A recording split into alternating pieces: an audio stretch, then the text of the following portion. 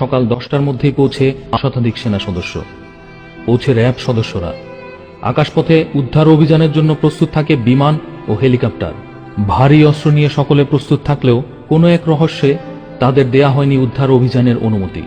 কেন তাদেরকে ভেতরে যাবার অনুমতি দেয়া হলো না, এর জবাব আজও অজানা। সেনাপ্রধান মঈন জানিয়েছেন, ওই দিন বেলা 11টার দিকে প্রধানমন্ত্রীর বাসভবন যমুনায় গিয়ে তিনি দেখেন নেতা মন্ত্রীদের নিয়ে হাসি মুখে চা খাচ্ছেন প্রধানমন্ত্রী শেখ হাসিনা।